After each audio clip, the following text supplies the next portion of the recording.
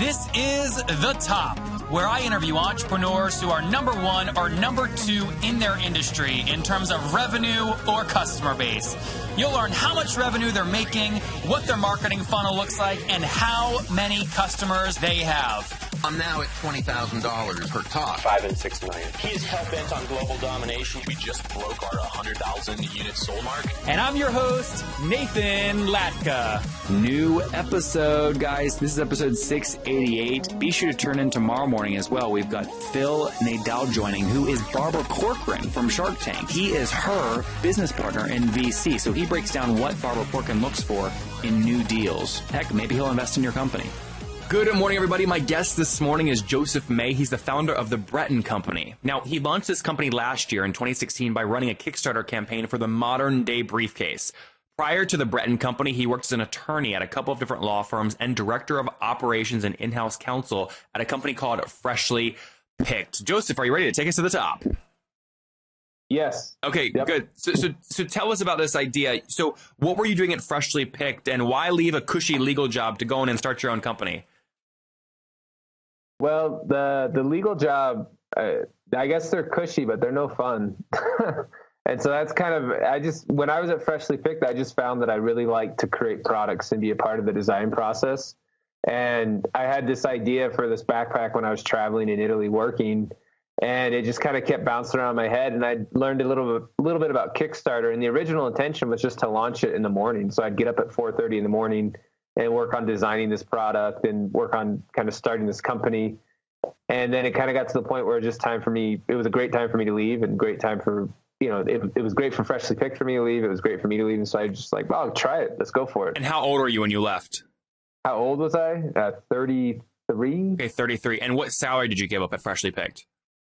What salary did I was in the 70s. Okay, got it. So about, call it 70, 80K? I think so. I can't remember exactly. It was in that range, but it was in that range. I always like to get into the psyche of kind of where entrepreneurs' minds were when they made the decision to do their own thing. So you were giving up a salary. Are you married? Do you have kids? Yeah, I have kids. I have 4 kids. Wow. Okay, when you launched the company, you had 4 kids. Yeah. Dude, so you must have had, your wife is going, you can't do this unless we have this much in savings, I imagine. Or did you just really go all the way at it? Nothing in savings, 4 kids, and you're going to figure it out as you go? Well, so, basically what was happening at Freshly Picked is they needed a better operations person. They needed, I'm a trained attorney. I don't have the operations skill set. And they found someone, and it was just like, they didn't need me around anymore. And so it was like, okay, I can go get another job and kind of start over a new company, or I can just try this. And so we were in a position financially where it's like, let's try this. Let's just go after this for a year. What do you mean by that, by the way? You could afford to take a year off basically and try a startup? Yeah. I was in, that was like, we went all in, but it was, I just wanted to try it. I wanted to see if I could do it. And so, okay, so by the way, do you have one of these briefcases next to you so we could see it? Yeah. What's it look like? Yeah. So this is it right here. Got it. Okay, so these aren't literal briefcases. They're backpacks too. Very well designed. Yeah, they're a backpack that we call the modern day briefcase. And what did the Kickstarter do in terms of total money raised from how many backers?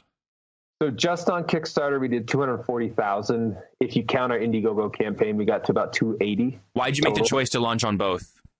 So Kickstarter is a great place to launch for the start, because it's the biggest website. It's bigger than Indiegogo. It's bigger than all the rest. And Indiegogo has this feature that's called Indiegogo On Demand. So as soon as your Kickstarter campaign ends, you can go into an Indiegogo On Demand campaign, which you don't have to hit a goal or anything. It's just, if people buy when they get one, it's just a platform to send people for pre-orders, and where people are comfortable ordering, are comfortable pre-ordering on Kickstarter. So about 500,000, it sounds like, between the two platforms. How many units was that? Well, it was about, so it was 1,600 units. Okay. And sorry, how much revenue? It sounds like you were going to correct me. So it was about 280 altogether. Yeah. Okay, so call it 1,200 units, about $250,000 in total sales, and you're going, okay, there's something here. Why did it work so well? Did you hire a consultant to help you with this, or was it just your pretty face showing the Italian factories and people going, I want this? Yeah, so I think my pretty face had something to do with it. It's that comb over. That comb over, you can't beat it. But So I was at Freshly Picked. I had the opportunity to learn a ton about Instagram. That's one of the things I do really well. One of the many things I do really well is Instagram marketing. And so I got a really good, deep knowledge of it. And I started looking around and I found a couple hacks. One of them was you could pay people to post who had bigger accounts, have 1 million people. You can pay them a couple $100 for a couple posts. And I did a lot of that. I got connected with Funded Today. I met Zach through some friends, or I think I even just sent him an email. And we just started talking, and we went out to lunch, and we built a relationship. I would just, guys, I gotta give a shout out to Zach real quick, because I asked that question, curious if you were going to mention Zach. So we had Zach on back in episode, I believe it was 178 at nathanlatka.com/the top 178. Zach is the guy that's like all the Kickstarter campaigns or crowdfunding that I've heard that have done well. This guy has his hand in it. He has a network. He's done over $60 million in funding campaigns, and it sounds like, Joseph, he also worked with you. Yeah, he was great. I talked to him before I launched my campaign. I used Funded Today from the beginning, and even in my campaign, about a weekend, because the original idea was to make the backpack in the U.S. and to sell it for $249, and we were doing okay. I think we had about $18,000 in funds raised, but I mean, I wasn't doing a Kickstarter to make $50,000. Like, I was doing a Kickstarter to break 6 figures to really see if we could make a company out of it.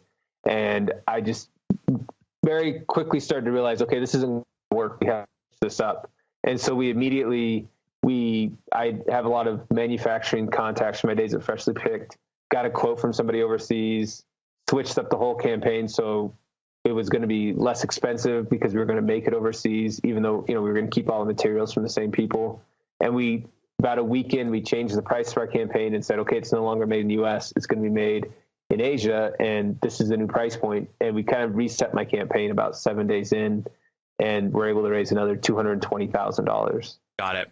That makes good sense. And then from the Kickstarter to today, have you raised any outside capital or all bootstrapped? All bootstrapped. We're actually at a point, I think next week will be the first time we've had inventory. Every time we're about to get new product in, we sell them.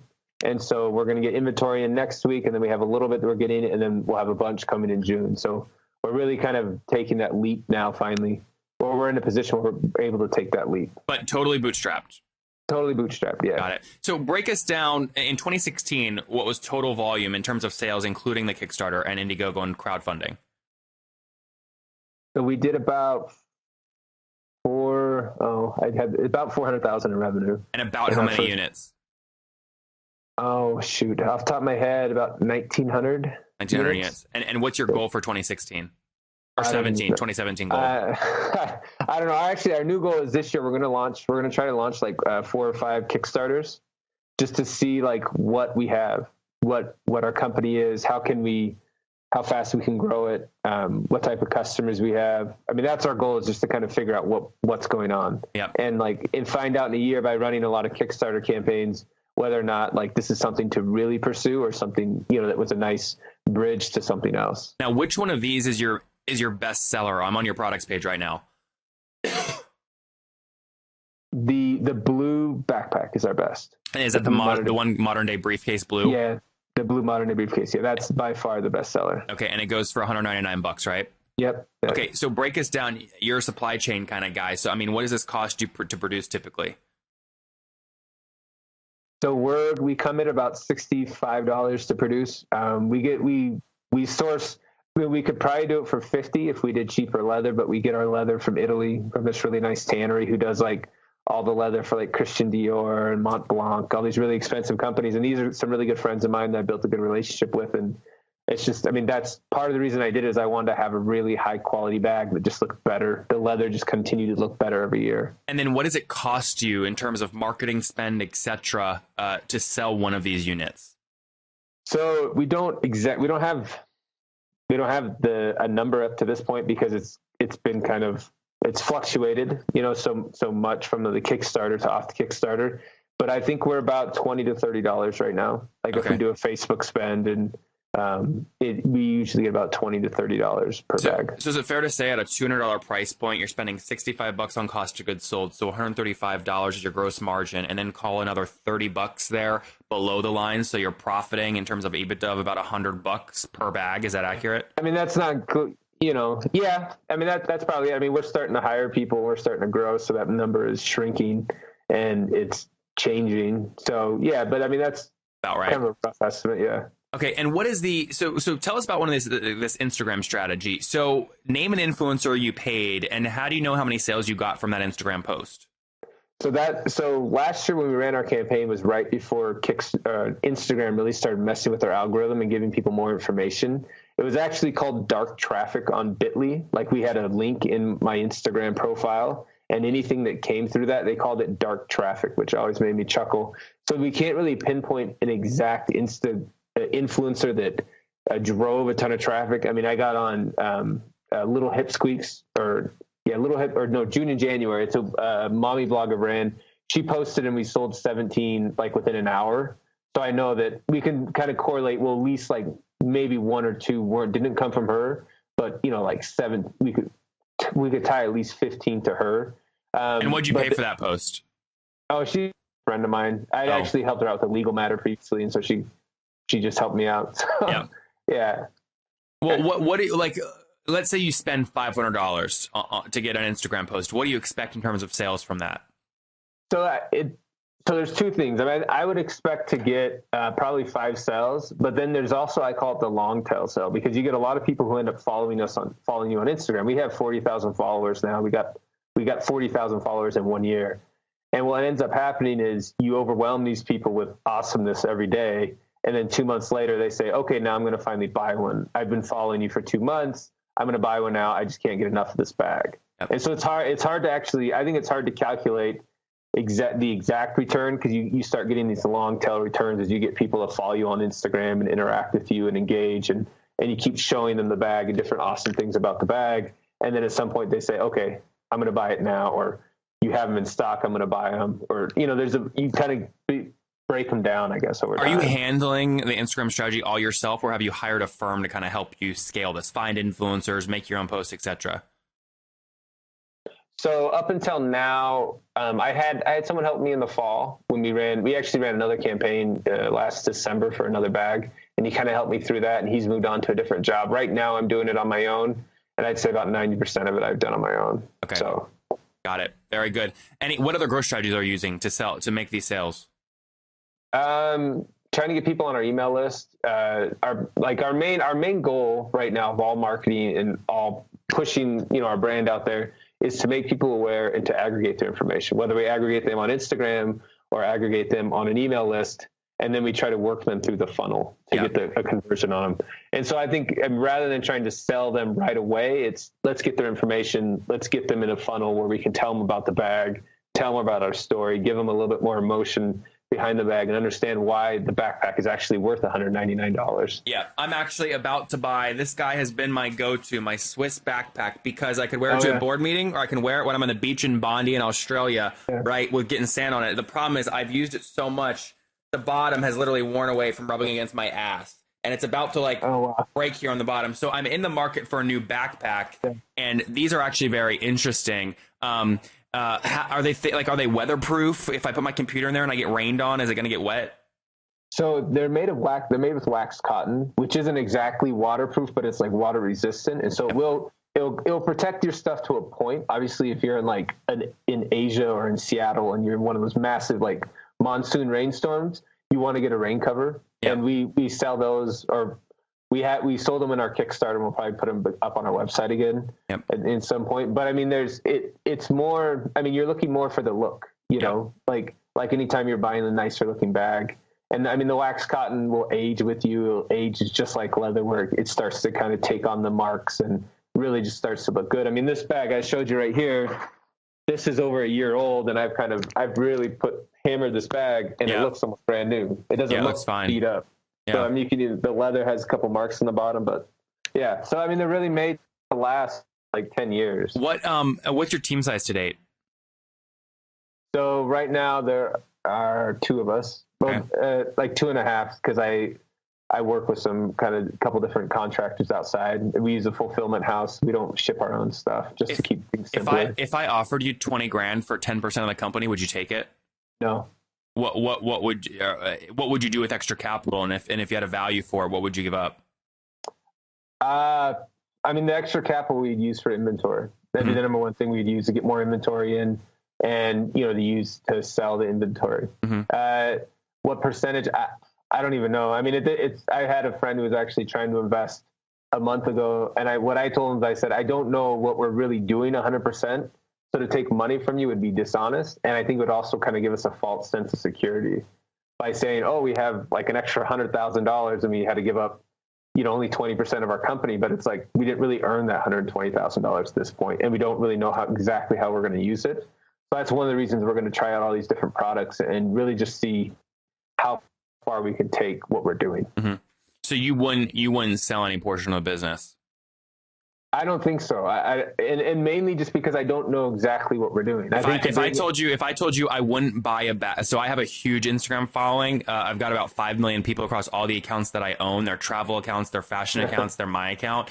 But I wouldn't buy a bag from you unless I had actually equity in the company, because I want to know that every time I'm making a post, the value of the company that I'm in or I'm posting about is going up. You're saying that kind of deal would not interest you? It would depend on the equity percentage. Yeah. Honestly. Because, I mean, there are influencer percentages. People do that. Stance Stocks did that with Jay-Z when they started out. Yep. And there's if it's, strategic and there's like a value out of that, I think that's one thing, like with an influencer where it's like, okay, we could like take this not just to backpacks, we could take it to wallets, we could take it to other travel bags and build something off of that. I think there's some value out of that. Yeah, I mean, this is the brilliance of like the Chubbies model, right? When I say Chubbies now, they're building a brand where it's getting to a point where you actually know what a Chubbies guy looks like. And like, once you know that, it just drives so many sales. You've heard of these, right? Chubbies shorts? I think so. Yeah. Yeah. So like, I'm looking through your Instagram feed, and it's a lot. The product looks absolutely gorgeous. But like the type of person that it's for. And you have beautiful women wearing them too. Yeah. No, it's interesting. It's gonna be fun to watch how you build the brand. Is what I'm getting at. Yeah. Very cool. And that's kind of we're at that kind of place where we're trying to figure out exactly what we're doing and who are we selling it to and who's interested. Yeah. Are the percentages, most of the sales from men? Actually, no. I think, people who use it, I think more men than women use it, but I think we're about 50-50 for women buying it because they're buying it, yeah, for gifts or buying it for others. Because there's that whole statistic that women buy more for themselves and for their partners or for their brothers than like the men buy for themselves. Yep. And so it's actually easier to target women or to target people who will tell their wives or their sisters or moms or whatever to help them with that. That's right. Like I told you guys at the top of this episode, I have amazing data, and you guys know from my interview style, I love data. But what I love more than data is making it actionable via beautiful dashboards that I can view on my phone, on my TVs in my living room, or even on my laptop as I'm traveling. And the company that I use to create these dashboards, which pulls in data from my Lidston backend, my Google Analytics backend, Salesforce, and other data sources, is called Clipfolio. You can see an example executive dashboard or my social media command center or my web metrics dashboard at nathanlatka.com/analytics. That's nathanlatka.com/analytics. And you can try it there for free for 3 months. Okay, it's Clipfolio. You can try it free for 3 months. Everybody else has to pay. So you get it free for 3 months. Alan's a good friend. He's the CEO of the company. He came on the show. I said, I love your product. Can I feature it? So nathanlatka.com/analytics. Go check it out now. Hey, let's wrap up here with the famous 5. You ready? All right. Number 1, what's your favorite business book? The last one I read I really liked was The Shoe Dog by Phil Knight's biography or autobiography about how Nike started. Yep. I'm not really great on like the tactical business books because they get kind of too much in the minutia and philosophy. I really like kind of like a biography that tells a story about a business that just kind of like was able to happen. Number 2, is there a CEO you're following or studying right now? Off the top of my head, I think the one I probably pay attention to most, even though he's gone, is like Steve Jobs. Okay. I look a lot of like what he did when he was building Apple and and kind of how he helped Pixar move and what he did there. Number 3, is there a favorite online tool you have, like HostGator? I think Grum Dashboard. It allows you to put up posts for Instagram, and then they actually get posted from that desktop program. Saves a lot of time. Number 4, how many hours of sleep do you get every night? In between like 5 and 6. Okay, and you said you said 33 with 4 kids and married? I'm now 35. 35. Four kids though and married, right? Yeah. So last question. Take us back 15 years. What do you wish your 20-year-old self knew? I think that's a hard question. I think I just tell myself just to keep going. Because I went to law school, and there's just a lot of different things I've learned that along the way that really help. And so I just say, just keep going, man. Life will be great. There you guys have it from the founder of Breton, again, Joseph, and his lesson, keep going and pushing forward. Again, he founded the company back about a year and a half ago, did about 1,200 units via crowdfunding campaigns. Last year did about almost $500,000 in sales with $1,900 units moved, focused on growing this year. Healthy unit economics on the thing, on a $200 price point on his bestseller. $65 goes to cost of goods sold. It's about $135 gross margin, and then call it another $30-40 in advertising to get that sale to bring net margin to about $100. They're growing. Big goals. Joseph, thank you for taking us to the top. Yeah, have a great one. If you enjoyed today's episode, go back and listen to Jeremy yesterday. He was living the high finance tech life in Monaco, living the life, getting it all. But he quit, and now he places advertisements on digital billboards with his new company, Vistar Media. So why did he give it all up? Go listen to yesterday's episode to find out. It would mean the world to me if you guys got any value from this episode, if you would go leave a review on iTunes right now and then subscribe. You know, I hustle like heck to get these episodes out every freaking day for you guys, and trust me, I love it. I would do it with no listeners, but boy, oh boy, it makes my day, and it makes my team's day when we see great reviews and get your feedback. So thanks so much. Okay, Top Tribe, I love giving away free money. I feel like Oprah giving away cars, and I have something special for you today. How many of you have heard our super sharp guests talk about success they've had with Facebook and Google ads? Well, all of you listening right now, yes, if you're listening, you get $100 in free AdWords. Here's how you get it. Okay, again, thanks for listening. Get the free $100 from Google, right, when you sign up with my website host provider, HostGator. Go sign up now to get your free money. HostGator.com/Nathan. Again, that's HostGator.com/Nathan.